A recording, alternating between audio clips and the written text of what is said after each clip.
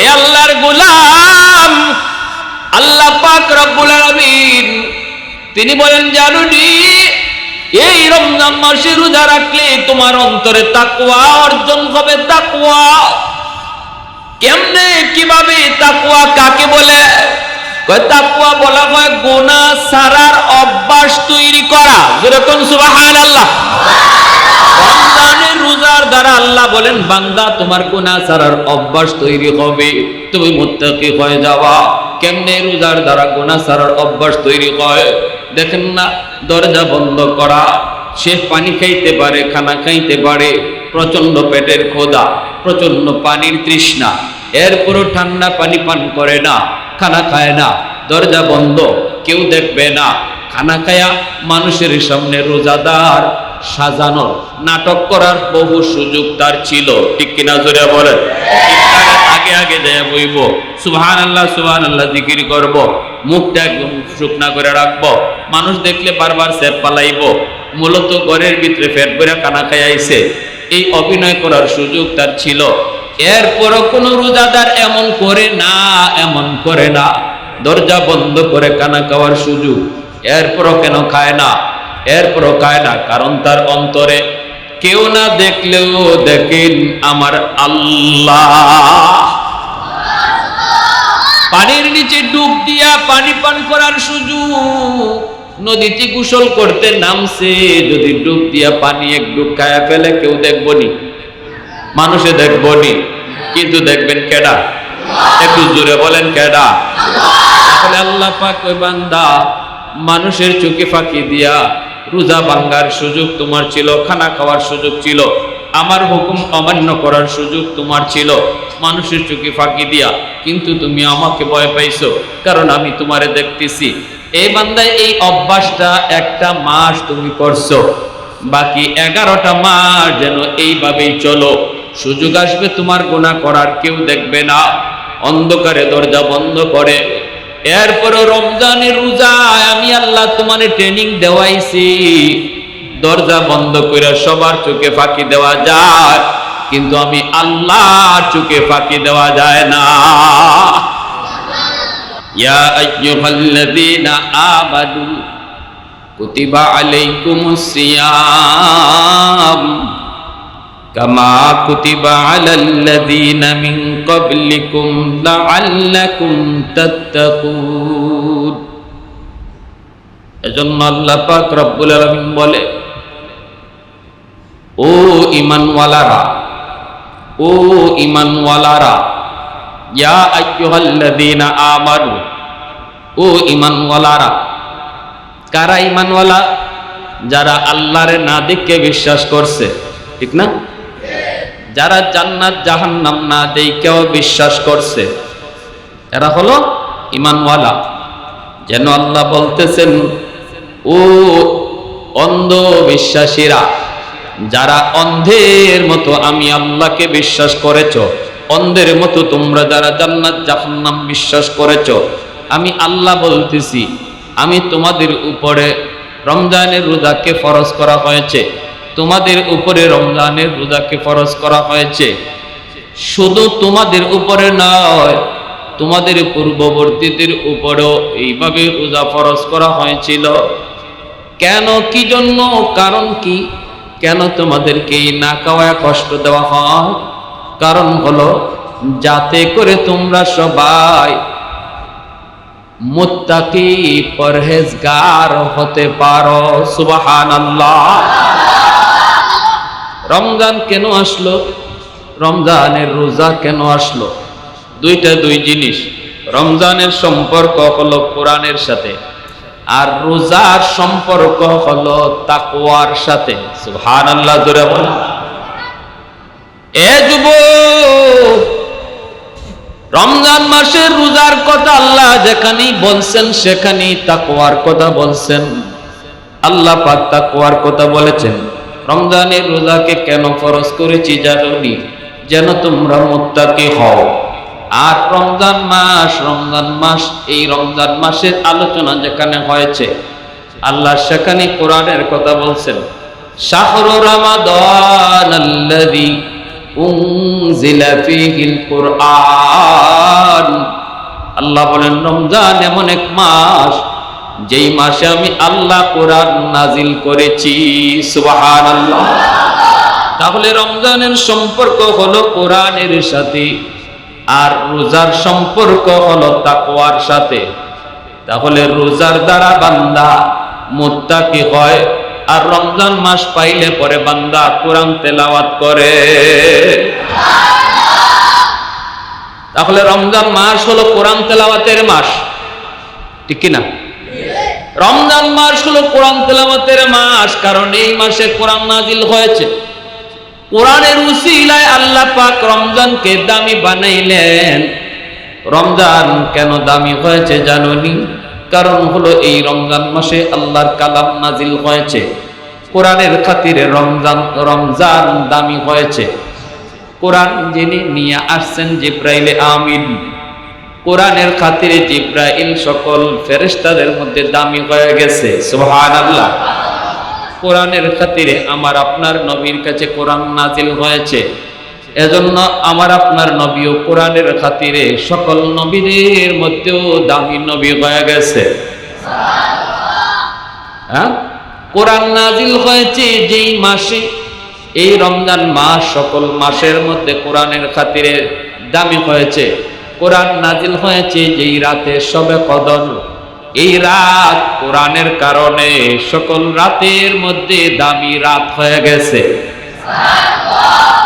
তাহলে দেখলাম কোরআনের সাথে যার সম্পর্ক তৈরি হয় সেই তো কোরআনের খাতিরে দামি হয়ে যায়।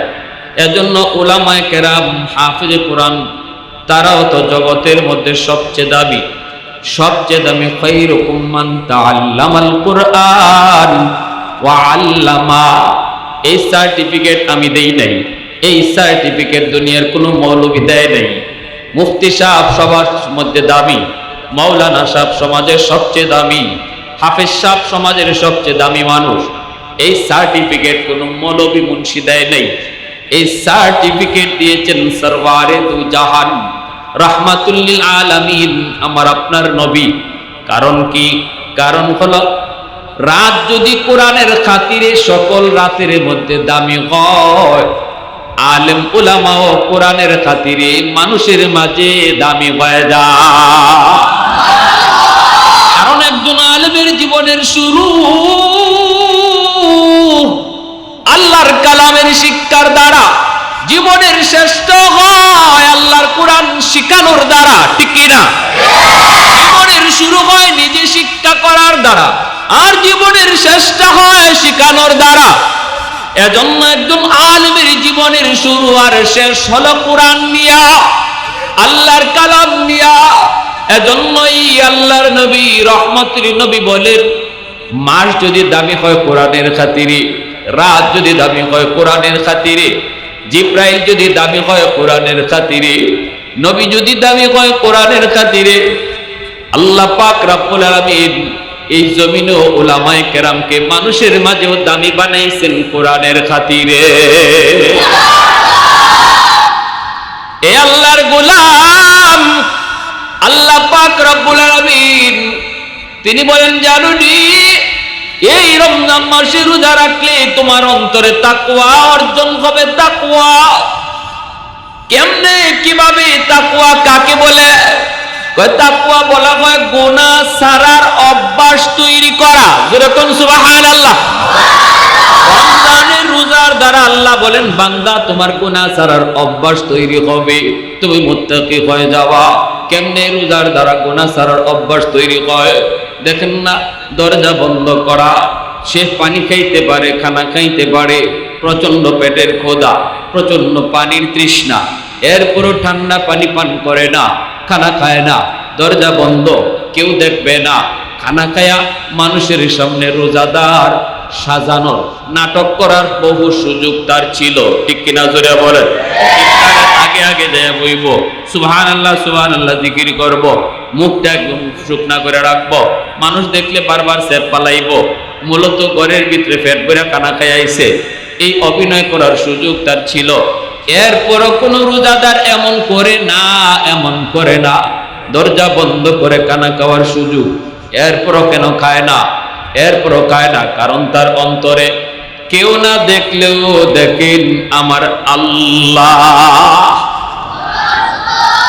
পানির নিচে ডুব দিয়া পানি পান করার সুযোগ, নদীতে গোসল করতে নামছে, যদি ডুব দিয়া পানি এক ডুব খায়া ফেলে কেউ দেখবনি, মানুষে দেখবনি, কিন্তু দেখবেন কেডা?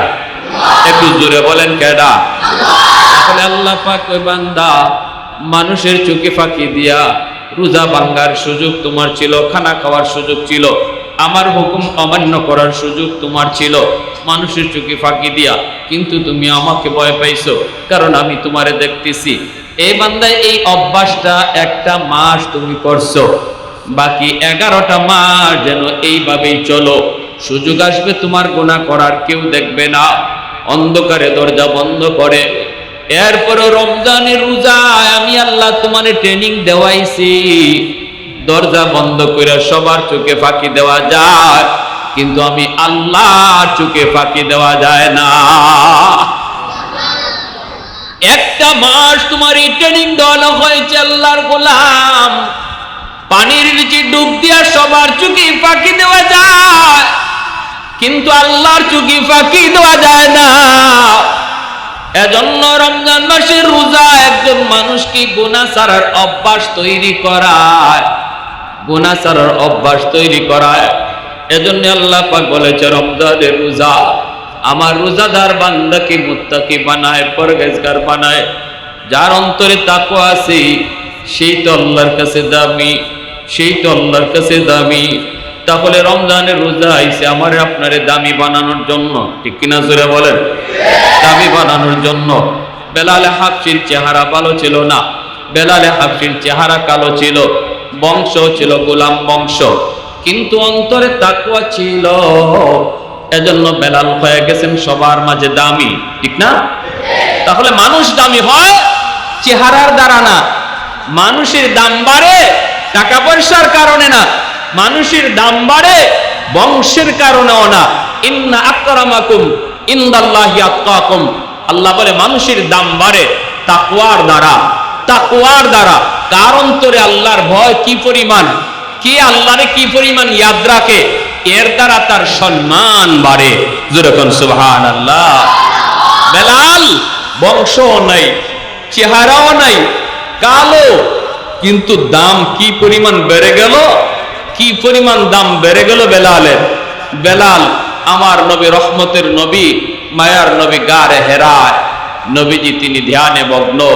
ওই অবস্থায় বেলাল উমাইয়ার গোলাম, উমাইয়ার গোলাম, উমাইয়ার গোলাম।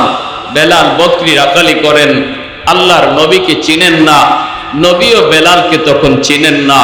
নবীজি তো পাহাড়ের গুহায়, আল্লাহর নবী তিনি হঠাৎ করে দেখেন নবীজির কাছে একজন রাখালে ছাগল রাখালি করে।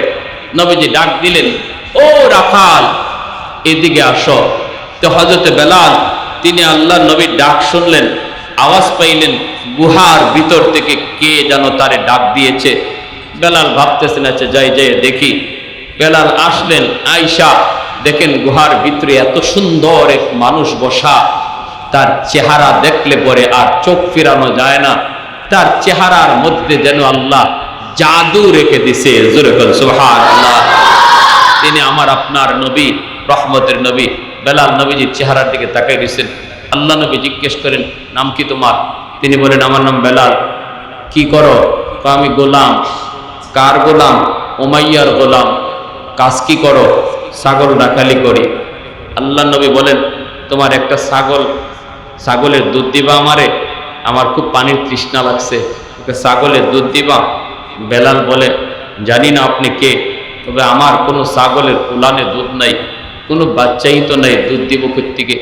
নবীজি বলেন, যে কোনো একটা ছাগল নিয়ে আসো, ছাগল আনা তোমার কাম, উলানে হাত দেওয়া আমার কাম, আর দুধ পৌঁছায় দেওয়া আমার আল্লাহর কাম। বেলাল কয়, এটা কেমন মানুষ, কি কয়, এগুলা কেমন কথা? বেলাল বলে, তো ঠিক আছে, নিয়ে আসলাম আমি একটা ছাগল, মরা ধরা, একবার আড্ডি বাইয়ে রয়েছে, উলানে দুধের কোনো বংশ নাই, কোনো খবরই নেই। নবীজির কাছে বেলাল নিয়ে আসছেন একটা ছাগল। আল্লাহ নবী বিসমিল্লাহ বলে বরকতি হাত নবীজি উলানে লাগাইতে দেরি, আল্লাহ উলানে দুধ দিতে দেরি হলো না, সুবহানাল্লাহ। পুরা উলানটা দুধে ভরপুর হয়ে গেল। রাসূল করিম সাল্লাল্লাহু আলাইহি ওয়াসাল্লাম দুধ দোহন করলেন। বেলাল শুধু তাকায় তাকায় ফেল ফেল দৃষ্টিতে দেখতেছে, কি কে সেই মহামানব, এই মহামানব কে, তার হাতে কি, তার সম্পর্ক কার সাথে, যে বকরির উলানে দুধের কোনো বংশ নাই, এই বকরিতে দুধ আসলো কোত্থেকে? বেলাল অবাক। এদিন বেলাল যায় মালিকের বাড়িতে, রাতে ঘুম নেই, রাতে ঘুম নেই, ঘুমাইতে গেলে ঘুম ধরে না। কল্পনার সাগরে শুধু সেই মুসাফির, সেই মহামানবের চেহারা, আমার আপনার নবীর চেহারা বেলালের চোখে ভাসতেছে। কে সেই মহামানব? ঘুম নাই, ঘুমাইতে গেলে ঘুম নাই, খাইতে গেলে খানা ভালো লাগে না, গোসলে গেলে গোসল ভালো লাগে না, উদ্ভ্রান্তের মতো বেলাল। পরের দিন বেলাল আবারও বকরি নিয়া নবীজির কাছাকাছি বকরি রাখালি করে, আর মনে মনে ইচ্ছা যে আজকেও যদি আমার উনি ডাক দেয় আমি তার কাছে যাব। যেরকম সুবহানাল্লাহ। আমার ভাইরা, বন্ধুরা, যুবক, আল্লাহর নবী, রহমতের নবী, তিনি গুহার ভিতরে বসে আছেন। এইদিকে বেলাল মনে মনে অনেক ইচ্ছা, আজও যদি মুসাফির আমাকে ডাক দেন আমি তার ডাকে সাড়া দিব গো, আমি তার কাছে যাব। কানটা খাড়া করে রাখছেন বেলাল, কখন জানি গুহার ভিতর থেকে আওয়াজ আসে। হঠাৎ করে নবীজি ডাক দিয়ে বসলেন, ও বেলাল। যেই মাত্র এই ডাকটা বেলালের কানের মধ্যে পৌঁছলো, বেলাল আর দেরি করলেন না, সোজা নবীজির কাছে চলে আসলেন। কারণ তার দিলের ভিতরেও তো ইচ্ছা ছিল নবীজির ডাক শুনলেই তিনি চলে আসবেন। আয়েশা আল্লাহর নবীর কাছে বসলেন। এইবারও তিনি নবীজির চেহারার দিকে তাকায় রইলেন, কিন্তু আল্লাহর নবীকে জিজ্ঞেস করবেন, কে আপনি, কি আপনার পরিচয়, এই কথাটা তিনি বলতে পারেন না। নবীজির কাছে আসা মাত্রই তিনি সব কথা ভুলে যান, শুধু নবীজির চেহারার দিকে তাকায় থাকেন, আল্লাহর নবীর চেহারার দিকে তাকায় থাকেন। ওই দিনও নবীজি এরকম দুধ দোহন করলেন। বেলাল আজও গেলেন, কিন্তু নবীকে কিছুই বলতে পারেন নাই। দ্বিতীয় রাতেও ঘুম নাই, খানা ভালো লাগে না, ঘুম ভালো লাগে না। এইবার বেলাল কয়, আমি আজকেও কেন জিজ্ঞেস করলাম না গো, আজও আমি কেন জিজ্ঞেস করলাম না তিনি কে, কি তার পরিচয়। আগামীকাল আমি যাব, যাইয়েই জিজ্ঞেস করব আপনার পরিচয় কি। তৃতীয় দিন তিনি আবার আসলেন, আজও নবীজি তার ডাক দিলেন, তিনি আজও নবীর কাছে গেলেন। যাইয়েই তিনি জিজ্ঞেস করেন, মুসাফির, আমি আমার সব কিছু আমি আপনাকে বলেছি, আমি কি করি, আমার পরিচয় সব জানাইছি, কিন্তু আমি আপনাকে কোনোদিন এখনো পর্যন্ত জিজ্ঞেস করি নাই আপনি কে। আমি মনে মনে চিন্তা নিয়ে আসি, নিয়ত করে আসি আমি আপনারে জিগাবো, কিন্তু আপনার কাছে আসলে পরে সব কথা ভুলে যা। আজ আমি জানতে চাই, আজ আমি জানতে চাই আপনি কে, কি আপনার পরিচয়। এই কথা বলতে মায়ার নবী, দয়ার নবী, তখন তিনি ডাক দিয়ে বলেন, বেলাল রে, আমার নাম হলো মোহাম্মদ, বাবার নাম হলো আব্দুল্লাহ, আমি আল্লাহর প্রেরিত রাসূল, আমি কালেমার দাওয়াত দেই। এই কথা বলতে বেলাল কয়, আমাকে আর কোনো কথা বলতে হবে না, এই মুহূর্তে আমাকে কালেমা পড়ায়া মুসলমান বানায় দে। মালিকের কানে চলে গেল আওয়াজ, আবু জাহেলের কানে চলে গেল, উমাইয়ার কানে চলে গেল। বেলাল যাওয়া মাত্রই শুরু হয়ে গেল নির্যাতন, নির্যাতন, এত নির্যাতন, এত নির্যাতন, জান বের হয়ে যাবে। বেলাল রাতের বেলাও ওনাকে উশৃঙ্খল যুবকেরা মারে, দিনের বেলাও ওনাকে মারে, গলার মধ্যে রশি লাগাইয়া আরবের মরুভূমিতে তারা এরকম ভাবে টানে, অলি গলিতে ওই রকম বড় বড় পাথরের মধ্যে চিৎ করে শোয়া রাখে, বুকের মধ্যে পাথর চাপা দিয়া রাখে। আবু বকর সিদ্দিক একদিন তিনি যান, দেখেন বেলালের মুখ থেকে আহাদ আহাদ বের হয়, অথচ জানটা বের হয়ে যাবে। সাথে সাথে আবু বকর সিদ্দিক যায় কানে কানে কইতেছে, বেলাল, ও বেলাল, বেলাল রে, ওদেরকে খুশি করার জন্য তুমি একবার আল্লাহ নামটা বন্ধ করো। জান বাঁচানোর জন্য কখনো শরীয়তে মিথ্যা বলার একটু সুযোগ দিয়া রাখছে। জানটা তোমার এখন চলে যাবে রে বেলাল, অন্তত ওদেরকে খুশি করার জন্য ওদের দেবতার নামটা একটু বলে দাও। মুখে তুমি ওদের দেবতার নাম বলবা, কিন্তু দিলের ভিতরে আমার আল্লাহর নাম। বেলাল কয়, ভাই আবু বকর, কও কি তুমি? আমি চাইলো আমার আল্লাহর নাম ব্যতীত আমার জবান দিয়া অন্য নাম বের হয় না। আমি চাইলো আমার নাম, আমি চাইলো আল্লাহর নাম ছাড়া আর কোনো নাম আমার জবান দিয়ে বের হয় না। এজন্য কারণ জবানে আল্লাহ নাম জপ্ত হয়ে গেছে, কলবের মধ্যে আল্লাহ নামের জিকির বসে গেছে। যার কলবের মধ্যে আল্লাহ নামের জিকির বসে যায়, ঘুমাইলেও কলবে জিকির করে। জিহ্বার মধ্যে আল্লাহ নামের জিকির যার বসে যায়, সে ঘুমায় থাকলেও জিহ্বা আল্লাহ আল্লাহ জিকির করে। সুবহানাল্লাহ জোরে বল। ঘুমানোর আগে যেই মানুষটা আল্লাহ আল্লাহ আল্লাহ আল্লাহ জিকির করে করে ঘুমায়, একদিন এমন হবে ঘুমায় থাকার পরেও তার অজান্তে জিহ্বা আল্লাহ আল্লাহ জিকির করবে। এ ভাই, জন্যই ভাইরে আমার, হাকিমুল ইসলাম কুতবুল আলম শৈখুল ইসলাম হুসাইন আহমদ মাদানী রহমাতুল্লাহি আলাইহি ইন্তেকালের পর ডাক্তার যখন কলবের মধ্যে মেশিন লাগাইছে, ডাক্তার কয়, তোমরা বলেছো, তোমরা বলো লোকটা মারা গেছে। আমার হাতের পালস কয় লোকটা মারা গেছে, কিন্তু তার কলবে আল্লাহ আল্লাহ জিকিরে কয় ইনি এখনো জীবিত আছে। মোহাম্মদুল্লাহ হাফিজ জি বাথরুমে ঢুকছেন, বের হয়েছেন, মুখ থেকে রক্ত পরে, রক্ত। খাদেম কয়, হুজুর আপনার মুখ থেকে রক্ত পরে, রক্ত। হুজুর আপনি কি বাথরুমের ভিতরে পড়ে গেলেন নাকি? কই না বাবা, আমি বাথরুমের ভিতরে পড়ি নেই। কই যে হুজুর আপনার মুখ দিয়ে রক্ত পড়তেছে। হুজুরে কয়, বাবা কেন রক্ত পড়তেছে আমি বলবো না, কারণ তুমি মানুষের কাছে বলে ফেলবা। কয় না হুজুর আমি বলবো না। বলেন কেন আপনার মুখ দিয়ে রক্ত বের হইতেছে? মোহাম্মদুল্লাহ হাফিজ জি কয়, বাজান রে, আমি যখন বাথরুমে ঢুকছি তখন দেখি আমার জিহ্বায় ইল্লাল্লাহর জিকির করে, আল্লাহ আল্লাহ জিকির করে।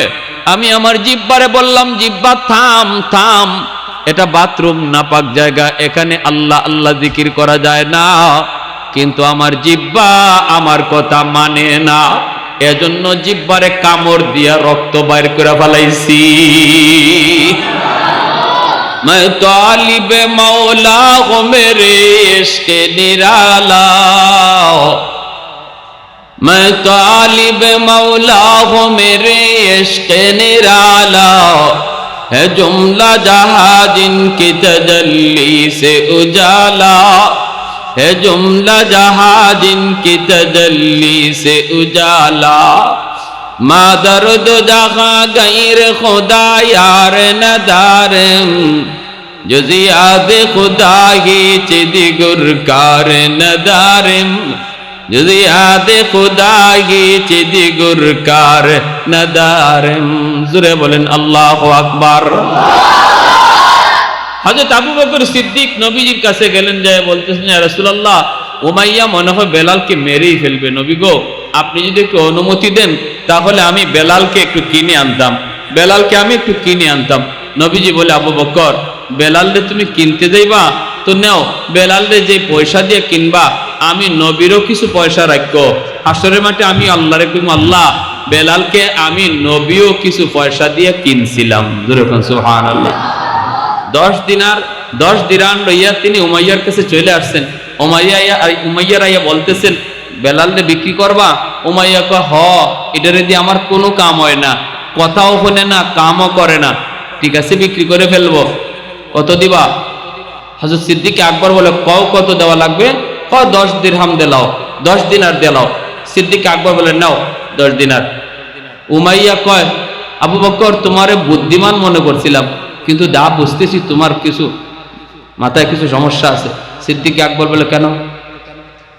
আরে আমি চাইলামই 10 দিনার, এটা রেডি আমার কোনো কাম হয় না, কথা শোনে না, কাজও করে না। তুমি যদি আমারে 1 দিনার কইতা তাও আমি দিয়ে দিতাম। সিদ্দিক আকবর বলে, উমাইয়া রতনে রতন চিনে। সুবহানাল্লাহ, জুড়ে বল। আরে তুই বেলাল দে কি চিনবি? তুই আমার বেলাল দে কি চিনবি? তুমি যদি এই বেলালের দাম 100 দিনারও চাইতা, আমি আবু বকর এই মুহূর্তে 100 দিনার দিয়ে কিনে নিতাম।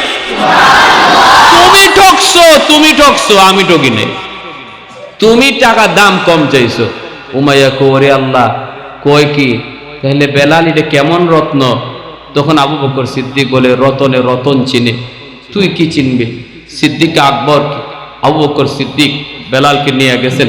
নবীজির কাছে যাওয়া মাত্রই আল্লাহ রাসূল সাল্লাল্লাহু আলাইহি ওয়াসাল্লামের পার্সোনাল সেক্রেটারি হয়ে গেলেন বেলাল হাবশী রাদিয়াল্লাহু তাআলা।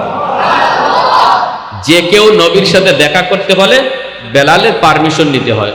এমনকি আবু বকর সিদ্দিক, হযরত ওমরের মতো এত দামি সাহাবী, তারাও নবীজির সাথে হঠাৎ দেখা করতে হলে বেলাল হাবশী রাদিয়াল্লাহু তাআলা আনহুর পারমিশন নিতে হতো। জোরে কর না সুবহানাল্লাহ। কে তিনি? একজন গোলাম। কে? চেহারার কোনো ঢক নাই, ডাক নাই। কে তিনি? কোনো সুরত নাই, বংশ নাই, চেহারা নাই, ধন নাই, দৌলত নাই, দিলের ভিতরে ছিল তাকওয়া। এই তাকওয়ার গুণে আল্লাহ এমন নিচ থেকে, জিরো থেকে বেলালকে আল্লাহ হিরো বানায় দিয়েছেন। জোরে কর সুবহানাল্লাহ। ওই তাকওয়া শেখানোর জন্য রমজান আসছে। সুবহানাল্লাহ। ওই তাকওয়া দিলে ঢুকানোর জন্য রমজান আসছে। চলে যাইতেছে তো, চলে যাইতেছে। নবীজি দেখেন, নবীজি রমজান মাসে সেহরি খাইতে বসছেন। অসুবিধা হইতেছে আপনাদের?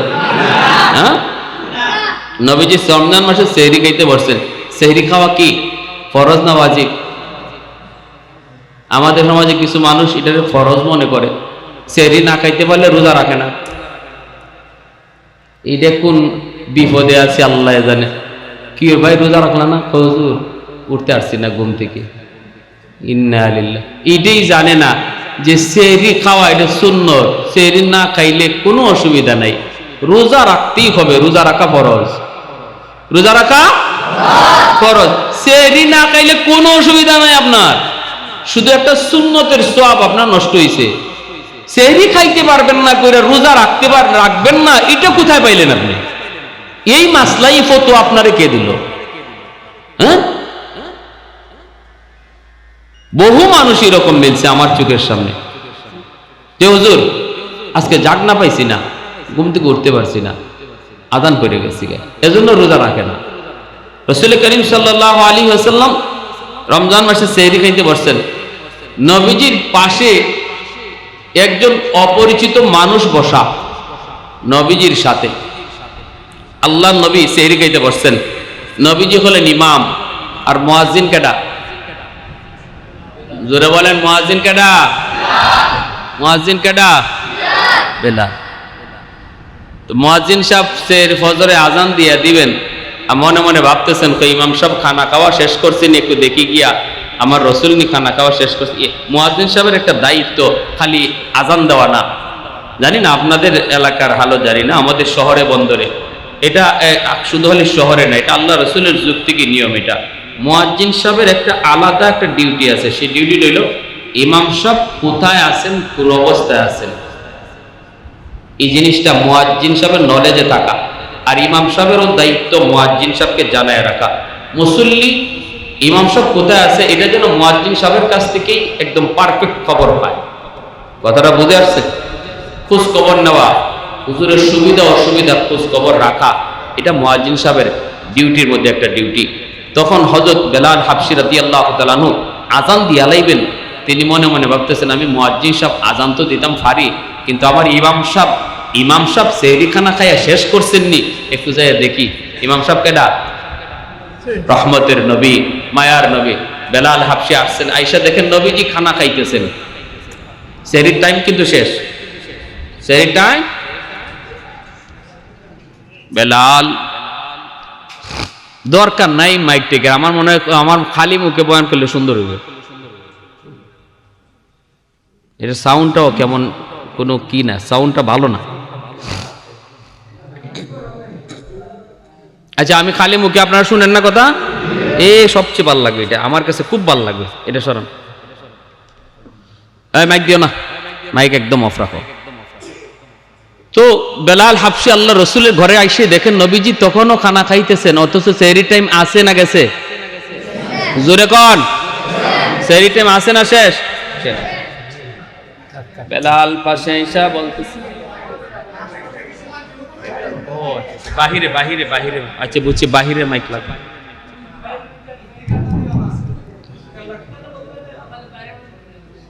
এখন বেলাল নবীজিকে খানা খাওয়ার দেখে বেলাল, হযরতে বেলাল হাবশী অবাক হয়ে বলতেছে, ইয়া রাসূলুল্লাহ, সেহরি টাইম শেষ, এখন যদি আপনি খানা খান।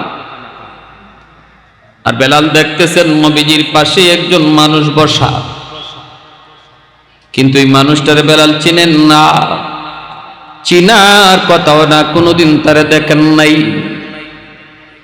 আল্লাহর নবী বলতেছেন, বেলাল ঠিক আছে, সেহরি টাইম শেষ, ঠিক আছে তুমি যাও, এখনই খানা শেষ করে ফেলবো। বেলাল চলে গেলেন। নবীজি এইবার তখনও খানা খাইতেছেন, খানা বন্ধ করেন নাই।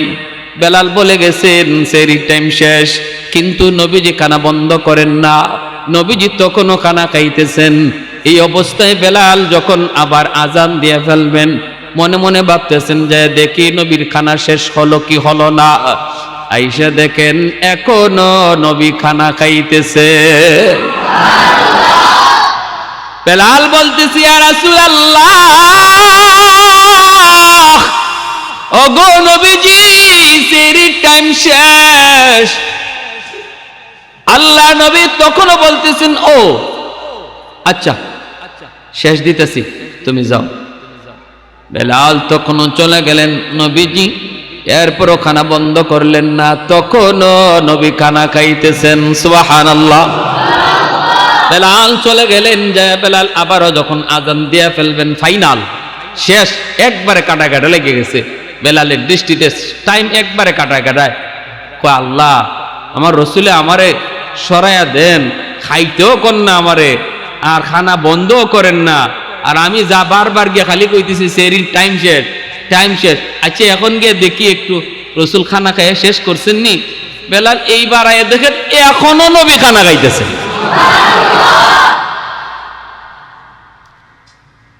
এইবার বেলাল কই, ইয়া রাসূলুল্লাহ, খুদার কসম, খুদার কসম, সেহরি টাইম শেষ। যেই মাত্র কইছেন খুদার কসম সেহরি টাইম শেষ, সাথে সাথে আল্লাহর নবী কয় তাড়াতাড়ি খানা বন্ধ করো। আমার বেলালে কসম খেয়ে ফেলছে, আর দেরি করা যাবে না। সাথে সাথে নবীজি মুখের খানা ফালায় দিছেন, হাত ধুয়ে ফেলছেন, আর পানিটা পর্যন্ত নবী খান নাই।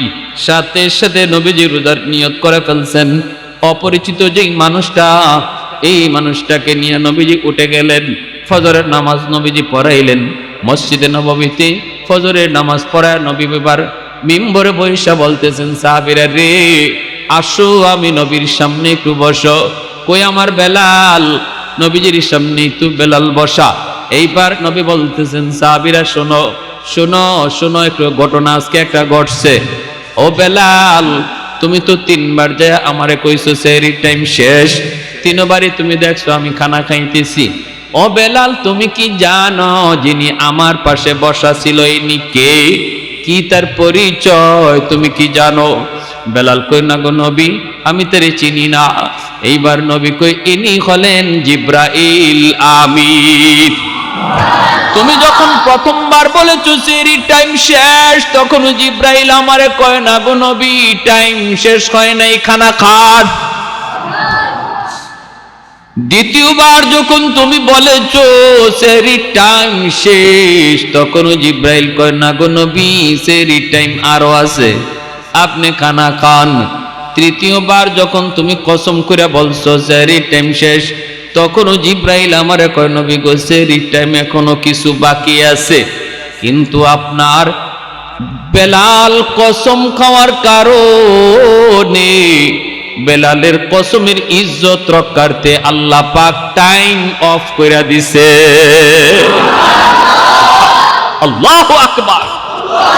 সৈয়দে কাউনাইনে তেরি জান সারো কো সালাম, সৈয়দে কাউনাইনে তেরি জান সারো কো সালাম, यानी गिरदोन नबूवत के सितारों को सलाम, उन हिजाजी गाजियों को शख्सवारों को सलाम, यानी गिरदोन नबूवत के सितारों को सलाम, अंबिया के बाद शुहरा है उन्हें के नाम का, उनकी हिम्मत से पुला पुला चमन इस्लाम का। अल्लाहु अकबर, जोरे बोलें। দেখছেন কেমন দামি হয়ে গেছেন বেলাল। যেই বেলালের কসমের ইজ্জত রক্ষার জন্য আল্লাহ টাইম অফ করে দিয়েছেন, অথচ টাইম কিছু ছিল। জিব্রাইল বলতেছেন টাইম কিছু ছিল, এজন্যই নবী বলতেছেন সাহাবীরা, জানো নি আমার বেলালের দাম কি পরিমাণ, আমার বেলালের ইজ্জত, বেলালের সম্মান কি পরিমাণ, অথচ আমার বেলালকে আমি ফাইয়া আনছি। সুবহানাল্লাহ। আমার বেলালকে আমি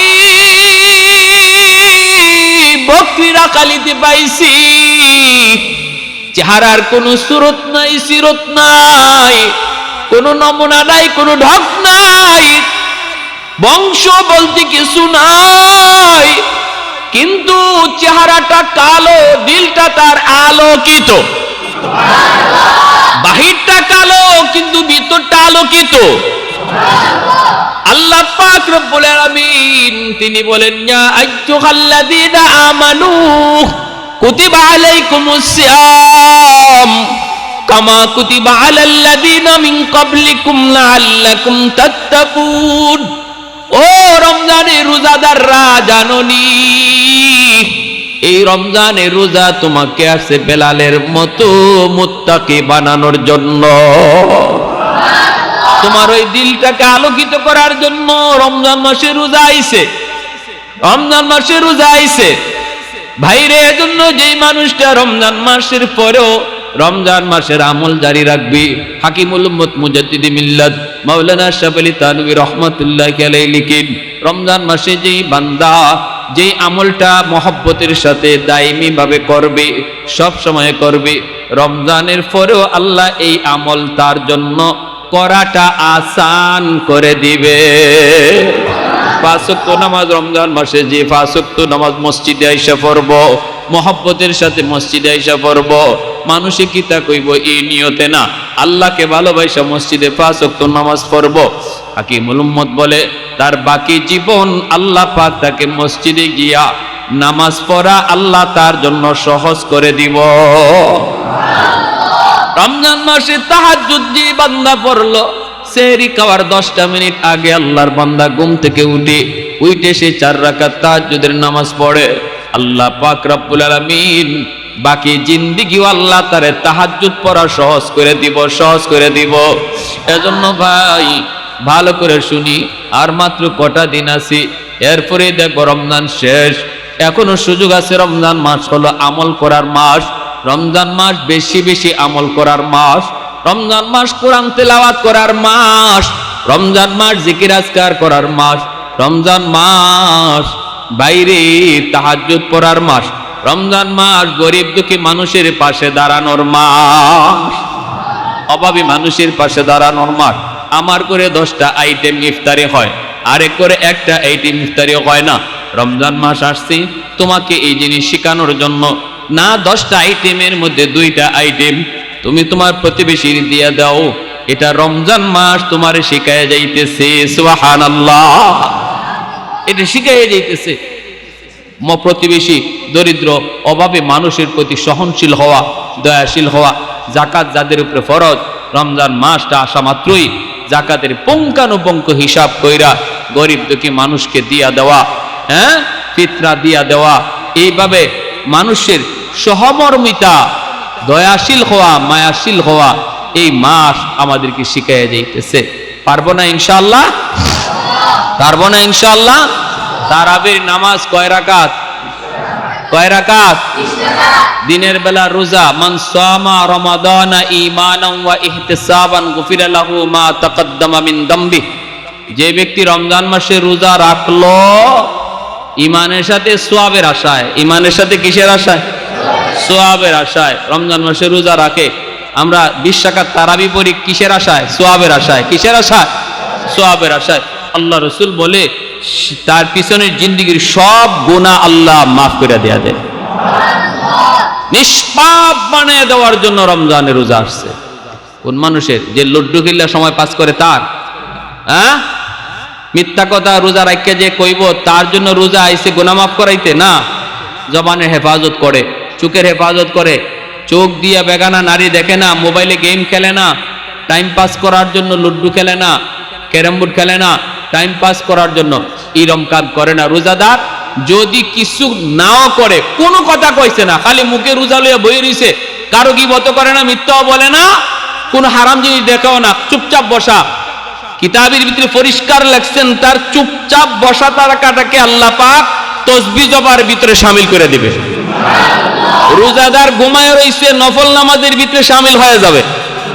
খালি ঘুমায় রইছে, এজন্য ভালো লাগে না ঘুমাই থাকো, ভালো লাগে না চুপচাপ বয়ে থাকো, তবুও রোজা মুখে লইয়া মিথ্যা কইও না, কি বোধ কইরো না, চোখ দিয়া বেগানা নারী দেখো না, ভালো লাগে না, চুপচাপ বয়ে থাকো, তবুও নফল বন্দেগীর সওয়াব হয়ে যাবে। সুবহানাল্লাহি ওয়া বিহামদিহি সুবহানাল্লাহিল আযীম।